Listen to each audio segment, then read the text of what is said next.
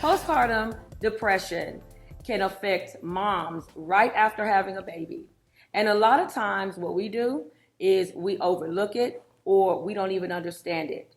So, this episode is going to talk more about how we can support our moms through this process. Thank you for watching this episode of Postpartum Health, Beauty, and the Baby.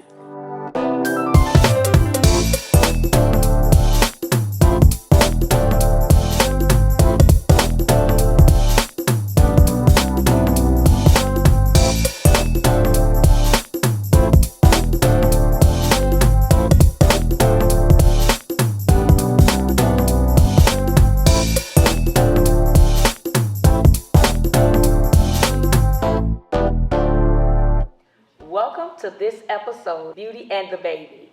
Today's show is all about postpartum health. My two guests know all too well what that is, and I am so excited to introduce Dr. Asir and Deshelle to the show today. Guys, let's welcome my guests today. So welcome to thank you guys for coming on the show today. We greatly appreciate you. Thank you for having us. Absolutely. So I just really wanted to talk about postpartum health and what it looks like. I know, Dr. Asir, you help single moms in the homeless shelter. Could you explain exactly what you do? Well, what I do is I'm a life coach and a Christian counselor as well. And so what I do is my company, TRA Renewed Mind Coaching and Consulting, we actually meet with nonprofit organizations that help women and children that are living in homeless shelters. So I offer a 6 months coaching program. Some shelters offer a 6 month duration of how long someone can actually stay there until they have to leave. And so I actually encourage these women and give them just some life-changing advice to help them actually be encouraged and motivated to start their lives over. I know we were talking, and you had said that you see a lot of single mothers with children in the shelter. As it relates to postpartum, I mean, you know all too well what postpartum can do. Talk about a little bit more about like what do you see and how the reactions of the moms are, because I know we were talking about the separation. They were separated from if the child was a boy, or they're separated from their child. When, as you know, Deshelle, when someone is fleeing, for me, the specialty is domestic violence and human trafficking. And so when someone is fleeing these types of relationships, in a split second, your life changes. You are in that fight or flight moment. You have to leave. You're just packing everything up. You have your children in the car. You have some of your items that you can get your hands on really quick. And even as a new mom, in your mindset, it's like, I have to uproot this child, this baby that I birthed into this world, that I said, okay, I'm going to love them. I'm going to take care of them. I want my baby to have this beautiful bassinet. And here it is. Now everything I own is in the car with this baby. And we have to find somewhere to go.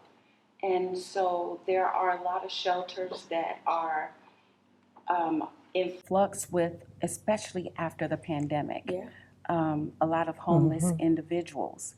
And there are some shelters that take men only. There are shelters that take families. If you have a teenage boy over the age of 12, between 12 and 14, he cannot stay in that shelter because he is at a level of maturity. And so now you're faced as a mom, you're faced with, where am I going to go? Homelessness is not just shelters, but it's actually living in the car. There are women who live in the car with their newborn babies. Right after coming out of the hospital. Exactly, because they have nowhere to go. Yeah, that could be devastating. Deshelle, I know you are also a therapist. Could you explain like what do you do as far as with postpartum? I sure can. So I deal with perinatal mood and anxiety disorders. And so what happens is, if you have a mom that comes to me that's expecting, or that is that is a new mom, I'm able to support them. They may have some anxiety going on, postpartum anxiety. You know, I'm able to help them find positive ways of coping. I don't believe in medicine necessarily. I think let's dig out your own positive ways of coping first, and then if those things aren't working, then we pull in some other things. Maybe you need medication, or let's also look at community. Let's look at how are you sleeping. That's the major thing that causes postpartum depression is when you're not sleeping, and self-care. That is so important. So I want to make sure that that mom is doing those things. And I do assessments with them weekly for my therapist, my clients. So that way I'm able to assess how they're doing as far as their postpartum anxiety or depression. Is it getting better? Is it getting worse? Do we need to have other things in place? You know, do we need to lessen the sessions? So I do all of those things with my mom, supporting them. I just make sure that a safe space is created for them, so that way, whatever's going on with them, however they feel, they can come in and say, Deshelle, I'm not well. Deshelle, I'm having a bad day. I need a break. They have a safe space to come and do that. Yeah.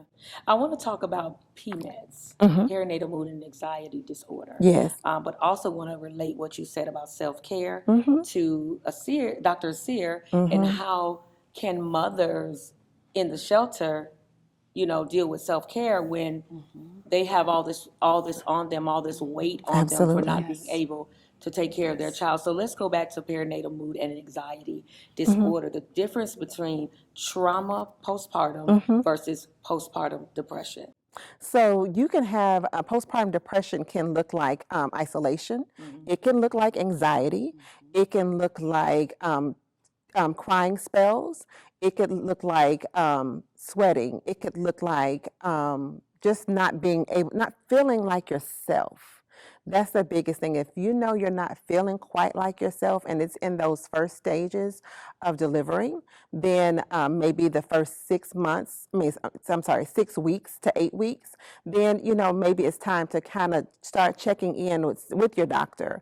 Your doctor should, even your OB and your pediatrician should both be doing assessments with you regularly when you're even taking that baby in for their appointments as well. Sometimes these doctors aren't doing that, but if they can't, you can do it yourself just by looking up the EPD-19 and just checking in with that to see how you're doing, and then going and reporting those assessments back to your doctor and how you're feeling. Also checking, maybe having a mood calendar and kind of paying attention to those things and how your mood is fluctuating as well.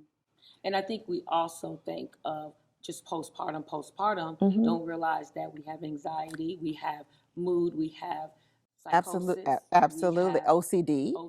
I mean, there's so many. The list goes on and on. On and on. Yes. And it's almost like passed over to saying, okay, because we it's don't just talk about it. You know what I mean? Because we don't talk about it. Yeah, So we think if it's not postpartum depression, then it's not real, it's nothing going on. However, it can be the anxiety, it can be the psychosis, it can be the OCD. All of those things can tie in together. Yes. But if you don't know that, if you're not educated, and so sometimes, or if your family members aren't talking about it, a lot of times we go to our mothers or our aunts or sisters or whomever, and they're not talking about having any of those symptoms. And so you end up thinking you're the outcast. Something's wrong with you, when it's just the symptoms that you're having. And let me say something about that. She's talking from someone that may have a network of people around them, but when you're homeless and it's just you, when you're in this shelter around strangers, you have no one to communicate with. And so you're bearing this weight of the anxiety, the isolation, you know, on yourself. And when you have a newborn baby, you know, that baby feels the effects of all the trauma. You know, you cannot effectively take care. You can't give, I said this to you, if you don't know how to love yourself and you have not been properly loved, you cannot love your child the way that you should. And so, as a matter of fact, one of the top items that's needed in a homeless shelter is, guess what? Baby supplies.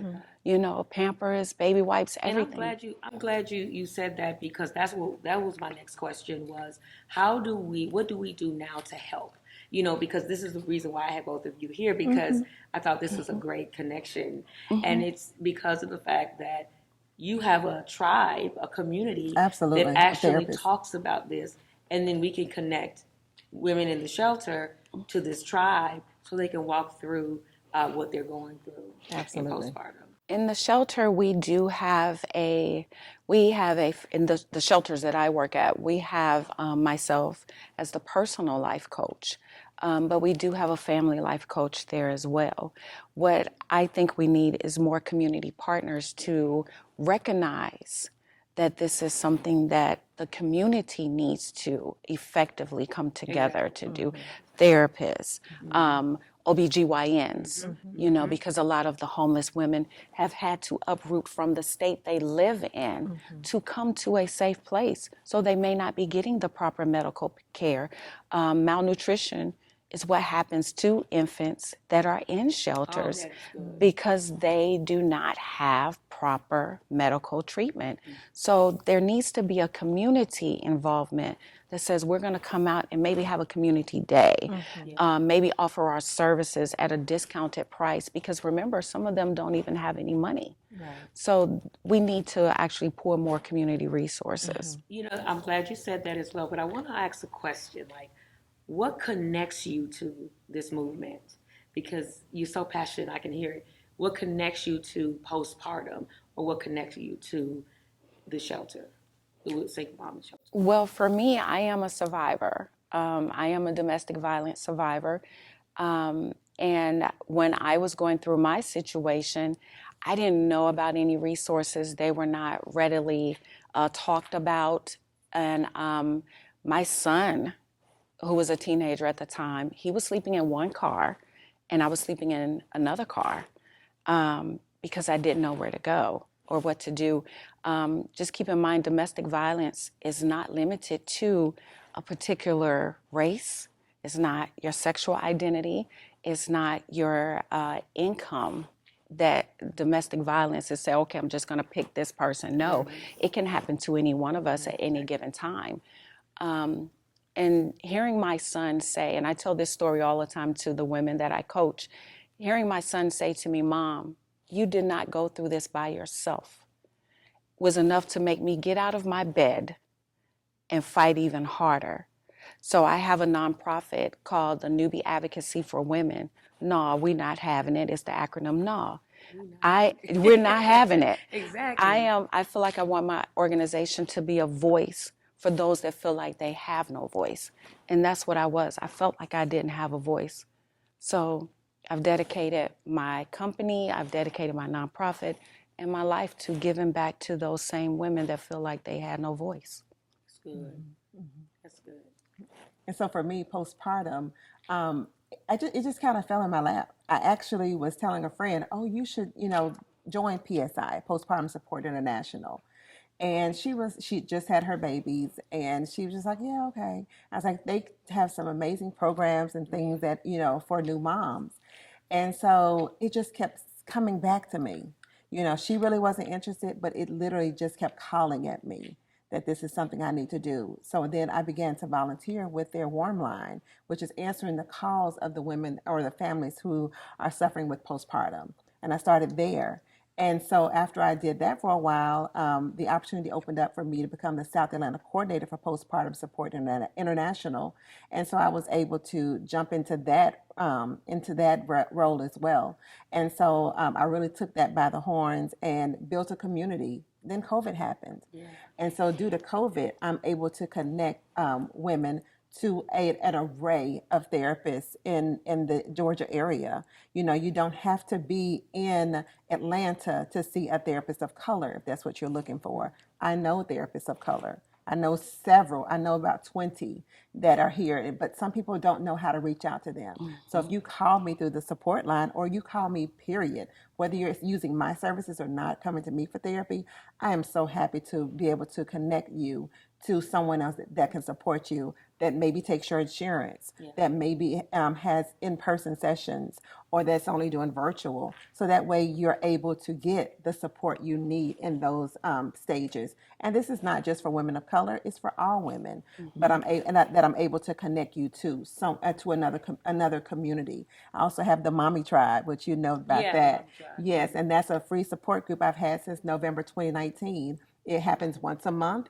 Initially, it was supported by a Catholic charity. And then, because of some differences of opinions, because I support the LGBTQ population, they decided to kind of pull away. Not a problem. I kept this thing going. And so I still operate once a month, supporting my new moms and expecting moms. And I've been doing so since November 2019. And it's been an amazing thing. Last night, literally, we just had a Mom's Night In event where we just had a game night. And it's just strictly for moms that participate in the tribe, that they can come. They don't have to leave their home and still have community and build community with these moms. It's been a blessing to do that. And I'm so grateful. Community is important. Especially after having a baby. Especially, yes. Well, this is so amazing, Thank and you. I'm so grateful that you're over here to be able to share this amazing journey with us, because a lot of times we don't hear enough about postpartum. Absolutely. And I think it's important for the world literally to know that it's just not a PPD. It's so much more to it than that. And if we get involved, then we can see how we can be a blessing to somebody else. Absolutely. So thank you for being a part of it. Thank you for having us. Definitely. Yeah.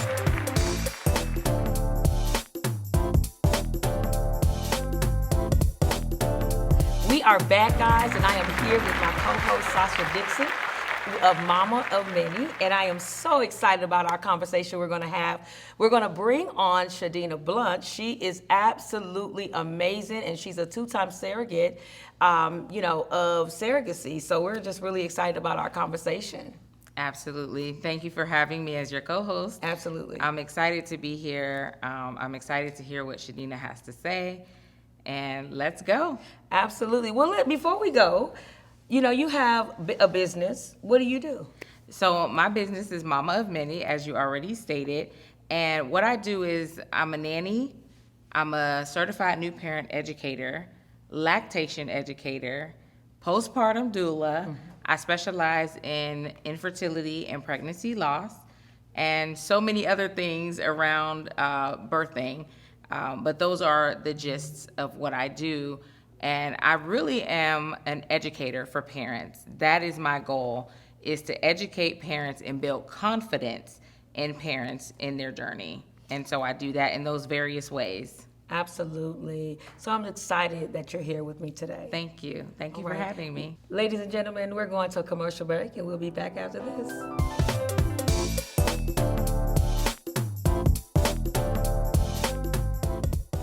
I'm Dr. Jacqueline Walters, a board-certified OBGYN and the medical director for Surrogacy, Miracles, and Consulting. And I'm Shadina Blunt, the founder, co-owner, and the executive director here at Surrogacy, Miracles, and Consulting. We welcome everyone, including the LGBTQ families. And we are here to assist you through this complex process and the journey. And together, we are Surrogacy, Miracles, and Consulting.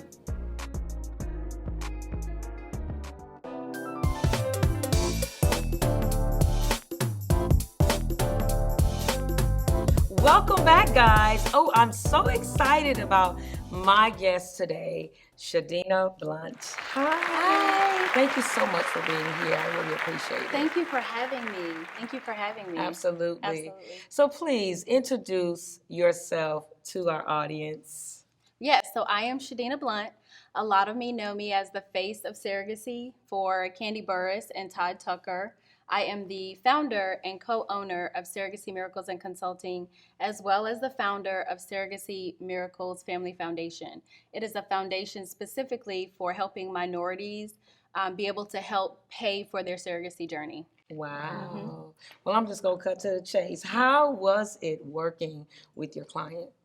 Absolutely wonderful. A lot of people have the skepticism that working with celebrities will be highly intensive and you are not able to connect with them and relate with them in the journey, but that wasn't the case at all. They are absolutely wonderful, loving people. Absolutely. Really down to earth. Absolutely. I enjoyed it. That's awesome. I'm excited because I think we talked before about surrogacy, and I said there's so many myths out there. Yes, they are. About surrogacy. And you know what? One thing that stood out to me the most was I'm just realizing that a lot of what I look like are actual surrogates. Yeah, there are a lot, but there are not as many as we need or we would like to see. So hopefully people will see this and want to tune in and help us support our community. Yeah. And I think one of the myths as well is that the birthing person would want to keep the baby or the baby. The surrogate. Right. So yeah, that is a well-known myth, and it is so untrue. It could be one of the farthest myths that we have seen as far as the gestational carrier or surrogate. Those words are used interchangeably. Okay. So that is not a possibility for them to be able to keep the baby because of all the legal ramifications that are set up. So that doesn't happen. So don't believe everything you see on TV, okay? It's not actual. Wow. Yeah. What are some other myths out there? So, of course, we have the one we spoke about as far as them keeping the baby, but then we have the one that the intended parents feel like there will be no bond. They won't bond with the baby. That is a big one, and that is furthest from the truth. There has been studies that show that intended parents and their babies born through surrogacy connects actually more. They spend a lot more time focusing on having that bond. So that is another myth that there is. And a lot of people also believe, because I myself, as well as other people, have worked with celebrity couples, that the average family is not able to use surrogacy as a method to grow their family, that it is financially unobtainable. And that's not true. Wow. And so that's another reason why I created the foundation, to be able to help support that community. Absolutely. Talk a little bit about your foundation. Yeah, so again, it's focused on minority, us as women. There are actually about the percentage of Black women that sign up or need fertility help is significantly more than other communities. But we don't know that because, one, they don't feel comfortable coming forward to share that they need the help of building their family versus the traditional way. So we created the foundation in order to help that community be able to pay for the surrogacy journey that they have to use as a resource, but then also to educate them and make them feel comfortable with being able to come forward with their needs. Absolutely. You know, it was something you said earlier. I wanted to ask a question about, once the baby is born, do they immediately go to the parent? Yeah, so a lot of times the intended parents are in the rooms when the babies are born with the gestational carrier. Sometimes they're not, but a lot of times they are. And they go to those families immediately. They go to their family immediately. Yeah. In my situation, and that was what really made me want to sign up to be a gestational carrier, is getting to that fulfillment, the day that the baby is born and seeing what that feels and look like. I mean, so we're parents, right? You have children, right? Yeah. Okay. Well, yes. She's mama of many. A mama of many. Many okay. Many children. You know, when Absolutely. you birth your baby, it's a feeling that no one can even, sometimes you can't even put words to it to describe what that feels like the first time you're able to put eyesight on your child. And for me, being able to see my intended moms and their families get to that day is what does it for me. Yeah. And so they see those babies immediately. They actually do skin to skin immediately and start to nurse and feed their babies immediately. Awesome. That's awesome. Yeah. Well, I do have a question. Sure. What made you get into this? Right. It's not, when I tell people what was all your the thought time, process? I tell people, what do you do for a living? It's like, what? That's just kind of out of the ordinary. So I started off as a nurse working in healthcare, and my specialty was OBGYN care. And I was just amazed at the number of women that needed help getting pregnant. So I started off as a teen mom. So I had my first child at 16. So I thought it was very easy to get pregnant. So being able to see women come in that were struggling month after month to see that positive pregnancy test, it just was a heartstring for me. And I said, if there was ever a chance that I could be able to help just one family, sure, absolutely, no problem. It was never a question. And so I signed up to be a surrogate and had my first journey and loved it and continued. And then I got asked continually about being a carrier. I'm like, when I was pregnant in my second journey, I literally got 5 calls before I had delivered. Wow. People saying, you know what, when you're done with this one, can you sign up? So I had like a roster. I'm like, well, wait a minute now, this is not going to work. So I said, okay, God, how can I further help families, be able to match with other women? And that's how I created the agency. Yeah. When you was talking, I was just thinking, I was like, I got about 5 more questions for you. I could talk about surrogacy all day long. Yeah. Like, this is my passion. Yeah, I could tell. Yes, I love it. One of the ones was like when the person is caring for, the person or the people who want the baby, the surrogate. Yeah. There we go. I heard that they have to be really connected. Like some of the dads would rub the stomach of the surrogate, or they would take them out, or they would do certain things for them. Like, how true is that? It does happen. We have to see what's comfortable for everybody. So that is an open conversation initially when signing up, both between the gestational carrier or surrogate and the intended family on what that relationship will look like. Some are more involved than others. They attend every doctor's appointment.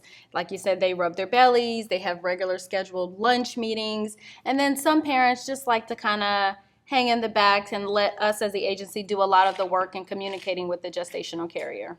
I also think that you would think that relationship between the couple would have to be completely strong, because if the dad is rubbing on somebody else's stomach, well, it's not necessarily like, oh, I'm laid up rubbing on your belly, but like if they're at a doctor's appointment and they say, hey, let me, just feel. You got to make them feel comfortable, because they're not just going to be all over you. Like, there's still boundaries there, but yeah. So they do have that where they are able to be involved in that way. That's amazing.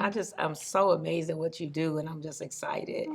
So how was it like being on the cover of Baby Whisper magazine? It was beautiful. I felt so fulfilled and empowered to continue what my journey is of spreading the word of surrogacy, especially in our community. We have to be able to support each other, and this is an area of specialty that we need more knowledge around it. We need more education, and we need more women that look like each other to feel comfortable with saying it's okay that you need help, and we're here to help you. So I loved it. So what's coming on down the pipeline for you next? For me, so the foundation, we have a wonderful brunch coming up in June. Hopefully you guys can attend. Absolutely. Where we are going to share with the world the grants that we're going to offer. And we have grants anywhere between $10,000 to $30,000 to be able to support families. Awesome. I'm excited about that. Because that's a big chunk of money. Yeah. Well, you have made your mark in the world of surrogacy, and we thank you for that. Well, thank you. Even the information is absolutely amazing. Thank you. Our next guest coming up is Miss Tracy. She is the #1 world brain spotter in the country. Wow. I am so excited to interview her. We'll be right back after this commercial.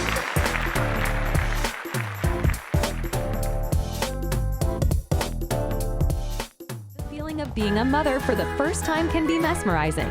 However, it also comes with a great deal of responsibility. Taking care of a newborn can be really exhausting during the initial months. So, how are you supposed to take on that role? Introducing Ask a Doula, a transition guide for new mothers. Ask a Doula is the new mommy's toolbox for birth preparation and postpartum care that will make you feel at ease, empowered, and supported in your journey as a mom-to-be. Order today from Amazon.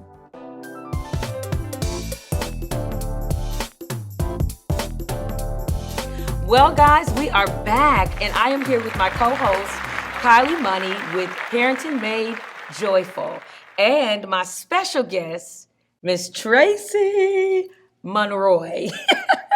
Welcome to the show. We're so Thank you excited for to having have me. you. Thank you so much for being here. I just wanted for you to just kind of tell what you do, because I want to introduce you as the big, the brain spotter of the world. But I want to give you your rightful introduction. Absolutely. And so that's a fair question because people have so many curiosities around what that looks like. So I am Tracy Monroy. I am a licensed professional counselor, and I am a trauma-informed, brain-based clinician, which becomes a little bit different. And so my passion is around healing. And so Brainspotting is an awesome tool that supports me in facilitating that healing. And so when you ask, what is Brainspotting? So Brainspotting is known to be a modality for healing, but it's also a tool for accentuation of our own ability.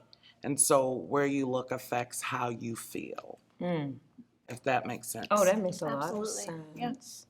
Yeah. How interesting. So do you deal with specifics as far as mental health? Do you deal with that? So I work with mental health, behavioral health. I work with family systems. I am also the first Black female trainer in the world for Brainspotting. Awesome. And so my passion and focus right now has to do with BIPOC trainings. BIPOC simply means Black, Indigenous persons of color. And I'm passionate about marginalized populations.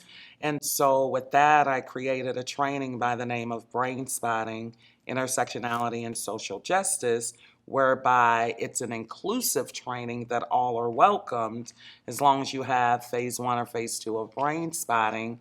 And it's really important because oftentimes people don't recognize that the population with the LGBT plus communities, that's marginalizations, because oftentimes from an intersectionality perspective, we misgender people, right? We make assumptions about who people are.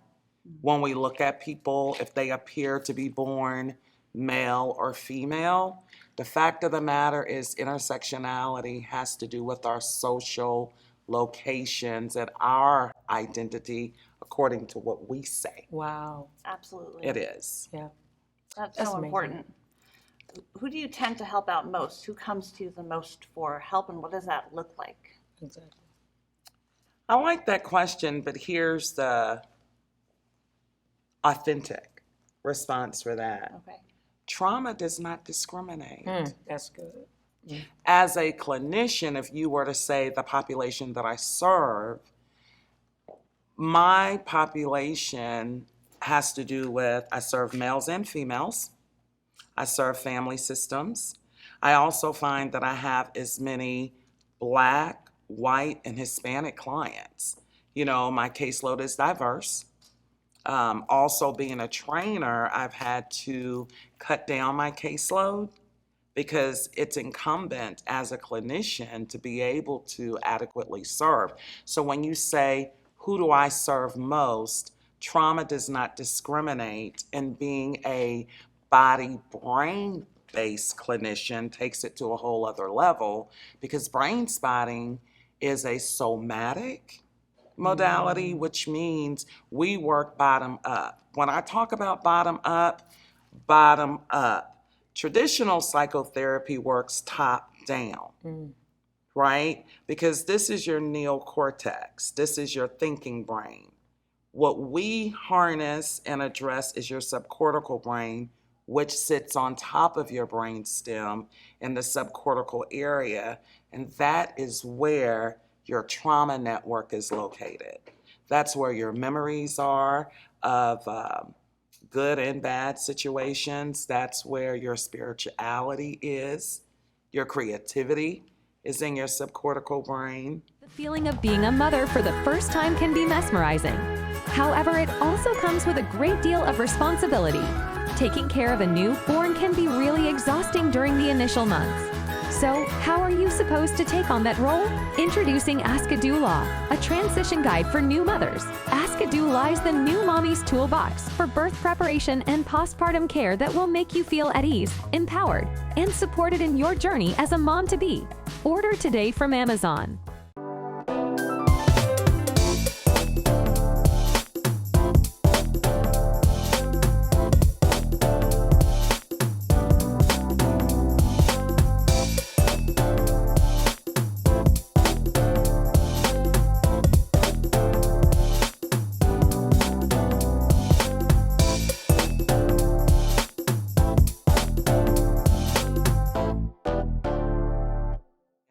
When we start talking about brain spotting, we're able to deal with pre-verbal stage of development, which is from 0 to 2 years old, about there, and also before pre-verbal, which I'm going back with intentionality, which becomes in utero, right? And so when we're in utero, we have experiences. That is good, because no one really talks about that. So what are the experiences? Because Yeah, and so when we're talking about in utero trauma, I like to say to people, if it happens to mom, it happened to me. If it happened to dad, it happened to me. Because oftentimes we isolate procreation and focus on the carrier. But the fact of the matter is, men are just as much a part of the birthing process in creation as women are. That's good. Yeah, absolutely. Right? I see Kylie over there. Your eyes is rolling back in I'm here. What's going holding on? my pregnant belly like, oh, I don't want to do anything to traumatize this little person. Yeah. Oh, that's good. You just said something. Because a lot of times when the mom is stressed, she's going through depression, her environment is so important, you know, to be able to uplift her in that moment, to praise her, to, you know, do those type of things. Because when you hear the statement of, oh, my baby is getting all this stuff, that is so true.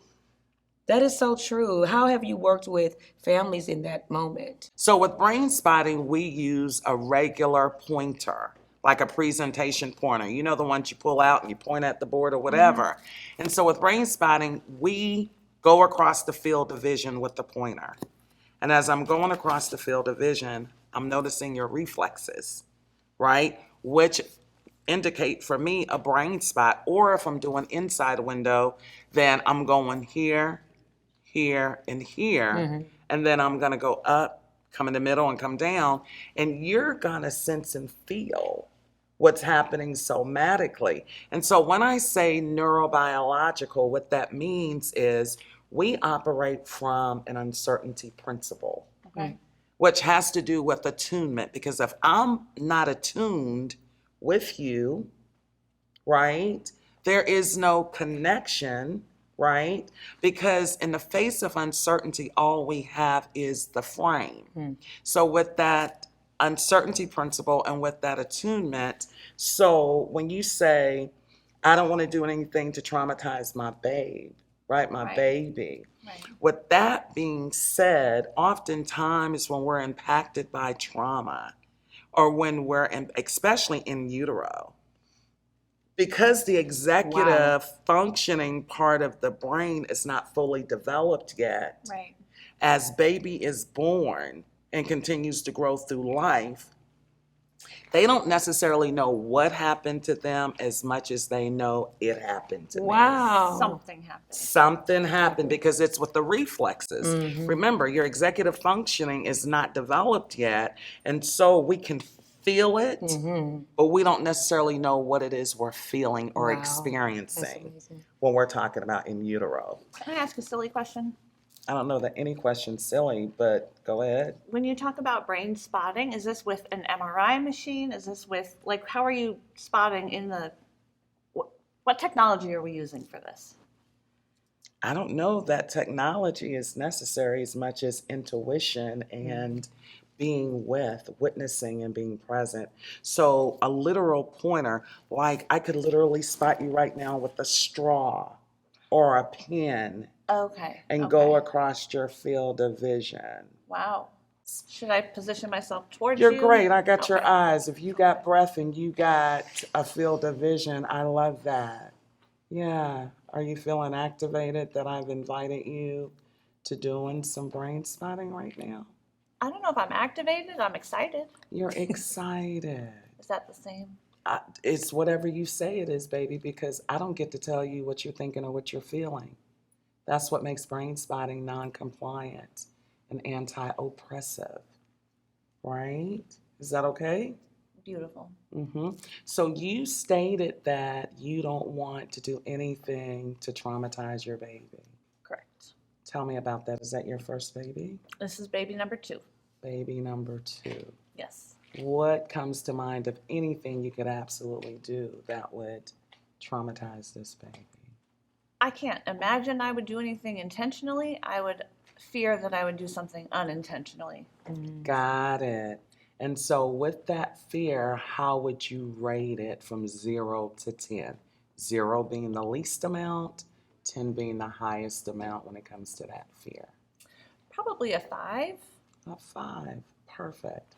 When you identify that it's about a 5, where is that 5 connecting in your body? Where do you feel it even right now? In my gut, in my uterus, in my baby area. Beautiful. Yeah. So right now what I'm going to do is I'm just going to go across your field of vision. Okay. And I'm going to notice your reflexes. I'm going to do a little rolling, Okay. brain spotting. And so as I come across a brain spot, I'm just going to rest there a little bit. Okay. And invite you to share with us your experience, whether it's somatic or if there's an image that comes about or whatever happens. Is that okay?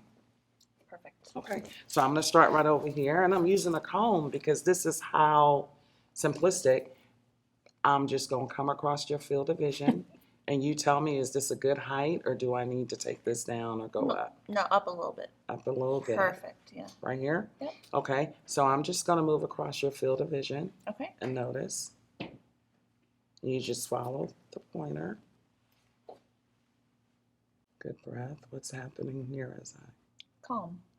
Beautiful. Where are you identifying that calm in your body? In my heart. Beautiful. Beautiful. I'm going to continue to go across. Okay. Well, that wraps up our show today.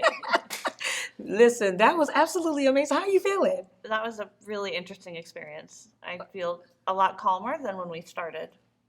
Wow. Okay. Well, listen, we're going to wrap up the show today. Thank you so much, Miss Tracy, My for pleasure. being here. Ladies and gentlemen, that's it. That's a wrap up today.